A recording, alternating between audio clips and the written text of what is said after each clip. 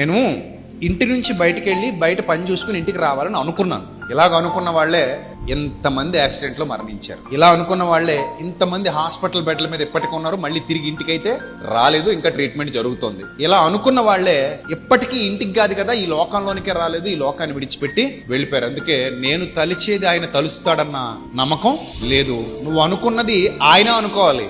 నువ్వు అనుకున్నదే ఆయన కూడా అనుకున్నాడు అనుకో, నీ పని ఏమవుతుంది? విజయవంతంగా పూర్తవుతుంది.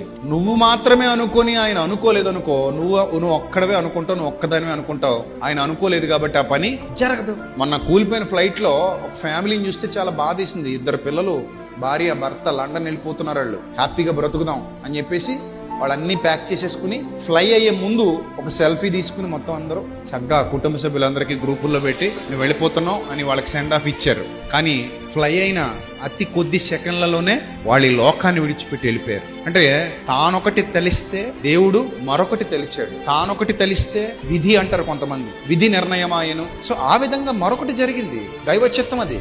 మనం ఒకటి అనుకుంటాం. అందుకే మనం ఎప్పుడు మీకు గుర్తు చేస్తుంటాం నా పాట, ఎన్ని తలచినా ఏది అడిగినా జరిగేది నీ చిత్తమే, చేతుల్లో లేదు ప్రభువా, సమస్తం నీ చిత్తం. ఇంకంతే, నీ చిత్తానికి నేను కట్టుబడిపోయాను, నీ చిత్తం మీద నేను ఆధారపడిపోయాను.